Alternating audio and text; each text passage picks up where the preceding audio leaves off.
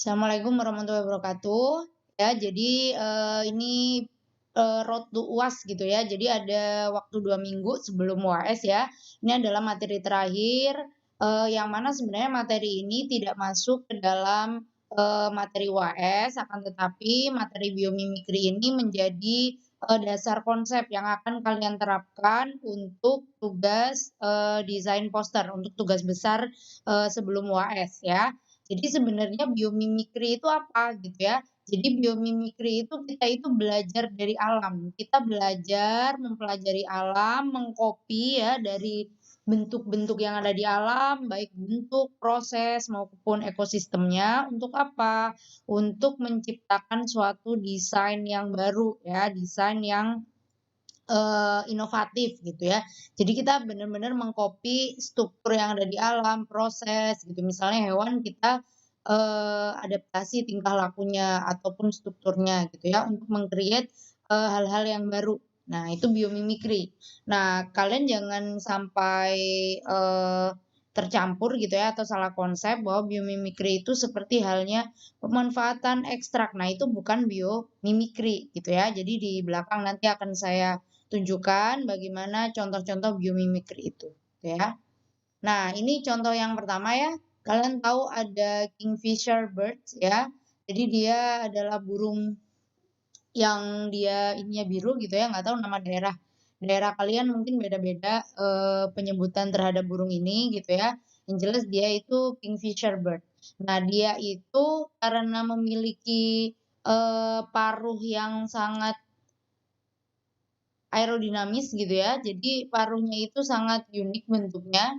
Nah, sehingga dia itu, mmm, dapat digunakan untuk desain kereta Shinkansen ya. Jadi kalian tahu kalau kereta Shinkansen itu adalah kereta tercepat gitu ya.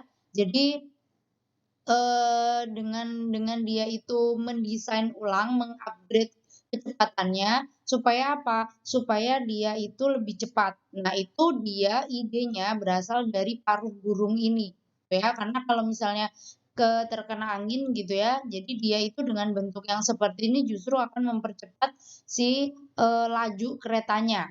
Nah, itu ya, jadi dia menggunakan model dari paruh burung ini. Nah, itu jadi lebih lebih lebih cepat lagi gitu ya. Nah, itu, contoh biomimikri yang pertama. Nah, ini yang kedua adalah turbin, ya. Jadi, turbin ini orang-orang, MIT juga meneliti ini gitu ya. Jadi dia itu membuat, turbin yang berdasarkan bentuk dari sirip, eee, paus ya, sirip paus gitu ya, sirip paus. Jadi kalau kalian lihat di sini ada gerigi-geriginya. Nah, ini tuh supaya menahan apa, menahan ombak ya, menahan, serangan ombak. Jadi supaya dia itu tidak langsung menghantam gitu ya, tapi ada sela-sela untuk, air mengalir gitu ya. Jadi, ini diadaptasi dari, dari paus ya, dari paus. Oke, nah terus kemudian, untuk selanjutnya ada, eee, film, jadi ada suatu lapisan lapisan yang dia itu memiliki kandungan antimikrobial. Nah, jadi antimikrobial ini dia itu ngambil dari mana?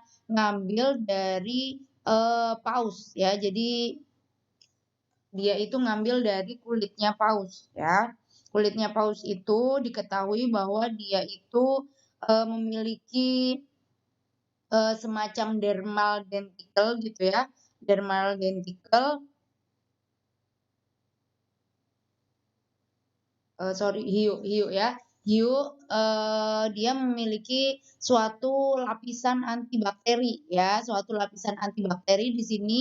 Nah, sehingga orang-orang berinovasi dia itu mengadaptasi dari, kulit si hiu ini untuk dijadikan, baju renang, untuk dijadikan suatu equipment, perlengkapan untuk dia itu, di air ya, atau untuk, seragam-seragam yang digunakan atau baju-baju yang digunakan untuk di laut, sehingga dia itu bebas dari bakteri. Nah, itu biomimikri. Jadi ini mengambil, struktur yang mirip diadaptasi ke dalam, kehidupan kita sehari-hari gitu ya, itu biomimikri. Oke, nah selanjutnya ini, mengadaptasi tingkah laku gitu ya. Jadi ada semacam beetle gitu ya, semacam yaitu serangga. Nah, serangga dia itu hidupnya di, daerah kering ya, hidupnya di daerah kering. Nah, akan tetapi dia itu bisa memiliki kemampuan untuk, eee, apa ya, mengumpulkan droplet-droplet dari tanah ya, sehingga dia itu bisa menyimpan air yang lebih banyak. Nah, itu jadi, dia itu semacam punya kemampuan untuk memanen air. Jadi sebenarnya dia memanen droplet-droplet yang ada di, ini ya, yang ada di sekitar sekitar dirinya gitu ya. Jadi misalnya kalau pagi itu kan kita lihat banyak embun gitu ya, masih lembab. Nah, dia itu bisa memanen air-air itu gitu ya. Jadi dia memanen air dari udara di sekitarnya dia. Nah, itu sehingga dia bisa membawa air yang lebih, banyak gitu ya, bisa menyimpan air yang lebih banyak gitu ya. Nah, oke selanjutnya ini pasti kenal semua ya kalian Woody Woodpecker ya. Jadi, kita tahu bahwa dia ini memiliki kemampuan untuk, melubangi ya, melubangi pohon-pohon ini, melubangi pohon-pohon untuk apa? Untuk dia mencari makanan misalnya ya, mencari serangga yang ada di pohon-pohon. Nah, pertanyaannya sekarang, ketika dia itu mematuk si pohon sampai pohonnya berlubang gitu ya, nah, pasti kan di situ ada guncangan yang terjadi di kepalanya, gitu ya. Tapi pertanyaannya kita selama ini, kok bisa dia itu nggak geger otak gitu ya, kali nggak konslet gitu ya otaknya si Woody Woodpecker ini. Nah, ternyata dia itu memiliki, suatu kemampuan ya untuk menahan goncangan ya. Jadi ketika dia mematok si pohon, kita tahu pohonnya ini keras ya, jadi pohon yang berkayu pasti, yang buat sasaran oleh dia. Nah, kenapa kok dia itu bisa tetap bertahan gitu ya, nggak gagar otak, nggak koclak-koclak gitu ya otaknya Woody Woodpecker. Nah, ternyata dia itu memiliki, kemampuan struktur ya, jadi dia memiliki 4 struktur yang dia itu bisa, melindungi si Woody Woodpecker ini dari, goncangan gitu ya, dari goncangan. Jadi dia itu ada, spongy bone, terus kemudian ada cairan cerebrospinal.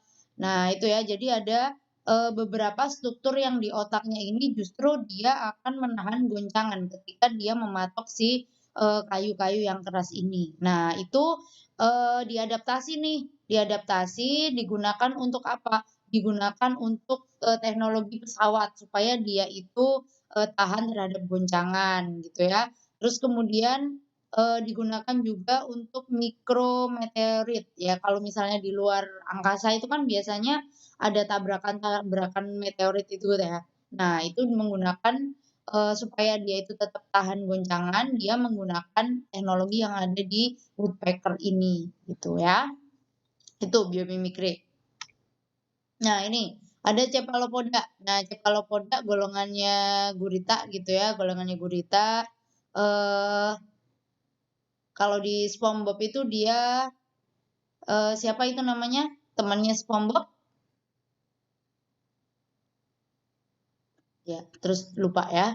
Nah, terus kemudian si gurita ini jadi gurita ini dia desainnya digunakan sebagai, seragam ya, seragam yang, digunakan, para tentara gitu ya, untuk apa? Untuk dia bisa berkamuflase gitu ya. Jadi polanya yang dia miliki ini digunakan, sebagai suatu Eee, seragam untuk bisa berkamuflase supaya tidak dikenali oleh musuh gitu ya. Nah, Squidward namanya kan, jadi langsung inget kan di SpongeBob ada Squidward. Nah, oke selanjutnya. Nah, ini adalah desain gedung ya, mungkin teman-teman, arsitek, teman-teman sipil gitu ya, mungkin yang membuat pekerjaannya membuat bangunan-bangunan. Nah, ini ada sebuah bangunan yang dia itu, mimik ya, jadi dia itu mengadaptasi dari sarangnya termit ya, rayap ya. Ya, jadi sarang rayap itu dia tanah gitu ya, tanah numpuk-numpuk, tapi kenapa dia tetap bisa bernafas? ternyata di sini itu banyak ventilasinya. Nah, ini diadaptasi ke dalam suatu desain gedung ya supaya sistem ventilasinya ini bagus ya, atau ventilasinya itu, justru dia itu tidak memanaskan si gedung, tapi dia adem gitu ya tanpa tanpa, ini ya, tanpa AC misalnya. Nah, itu ada di Zimbabwe yang sudah ini ya, yang sudah diterapkan. Nah, itu. Oke, nah ini adalah beberapa contoh biomimikri, sebenarnya beberapa sudah saya sebutkan. Nah, ini kereta Shinkansen ya dari, dia itu dari paruh burung kingfisher gitu ya.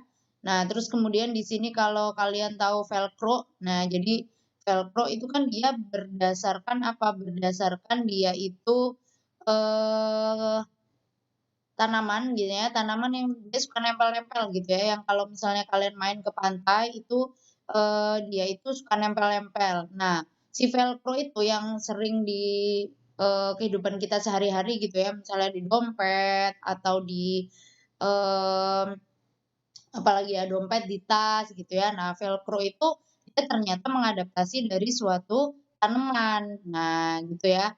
Nah, terus kemudian ini, sarang ya, jadi dia itu didesain untuk, bangunan gitu ya, itu berdasarkan ada sarang ini, ada paper house gitu ya. Nah, terus kemudian ini kapal. Nah, jadi kapal itu, kapal bot itu dia itu supaya, lapisannya ini, halus, lapisannya itu tidak mudah rusak gitu ya, dia itu mengadaptasi, dari kulit paus ya, dari kulit paus yang tadi dia memiliki juga, kemampuan antibakteri juga. Selain itu dia memiliki kemampuan yang, bisa bertahan di air yang asin ya, di air laut itu ya. Jadi ini desainnya, terus kemudian diadaptasi ke kapal gitu ya. Nah, ini tadi yang dia itu, eee memanen ini ya, memanen air yang ada di gurun gitu ya, manen air yang ada di gurun, itu diadaptasi untuk digunakan sebagai suatu alat gitu ya. Nah, ini ikan buntal. Nah, ikan buntal itu kan kalau ada musuh dia bisa mengembang gitu ya. Nah, itu, bisa kita gunakan, bisa kita adaptasi di suatu kendaraan supaya ketika ada tabrakan itu mengembang si, eee, kantong udaranya. Nah, itu dia mengadaptasi dari ikan buntal gitu ya. Nah, terus kalian lihat di sini ini kalian sering banget melihat, desain dari sutet gitu ya. Desain dari sutet ini dia itu mengadaptasi dari, Eee, struktur yang ada di sarang lebah. Nah, kalau kalian lihat ini mirip-mirip gitu ya, tuh. Nah, terus kemudian, nah ini ada tokek ya, ada tokek, seperti yang kita ketahui tokek, cicak itu kan dia memiliki kemampuan untuk nempel ya, untuk nempel di, dinding. Nah, itu dia punya apa sih? Nah, ternyata kita bisa nih mengadaptasi, struktur yang ada di, cicak ini ya, untuk misalnya dijadikan sarung tangan. Sehingga kalau orang yang ini ya naik, eee panjat tebing kayak gitu, itu bisa nempel kayak gitu. Nah, karena di sini ada, protein-protein yang hidrofobik gitu ya, sehingga dia bisa nempel di, tembok. Nah, itu ya. Nah, terus kemudian ini tadi selain, eee, untuk turbin gitu ya, di sini digunakan untuk baling-baling juga gitu ya, supaya dia itu, eee anginnya gitu ya, ketika ada hempasan angin itu, bisa lancar gitu ya, tidak menahan si, baling-baling ini untuk berhenti. Nah itu ya, nah ini kalau digunakan untuk desain ya, water cube, nah ini, diadaptasi dari sel-sel tumbuhan ya. Jadi sel tumbuhan namanya sel parenkim gitu ya, kalau kita lihat dia strukturnya seperti ini gitu ya. Nah itu diadaptasi di suatu bangunan. Nah, itu ya. Oke, ini ada lagi berapa. Nah, ini ada, kunang-kunang ya. Jadi kunang-kunang itu kan ada, bisa menyala gitu ya, dia punya luciferin. Nah, ini dia diadaptasi menjadi light bulb gitu ya. Jadi kalau misalnya kalian lihat di sini, ini dia bisa menyala gitu ya. Nah, itu dia mengadaptasi dari kunang-kunang. Nah, itu biomimikri ya. Jadi kalian bisa mengambil adaptasi dari tingkah lakunya, atau dari sistemnya, atau dari prosesnya, atau dari strukturnya. Jadi itu kalian ambil idenya dari mana di alam itu. Nah, ini contoh ini kan tingkah laku nih ya. Tingkah laku membentuk suatu struktur. Maka digunakan sebagai ini ya penahan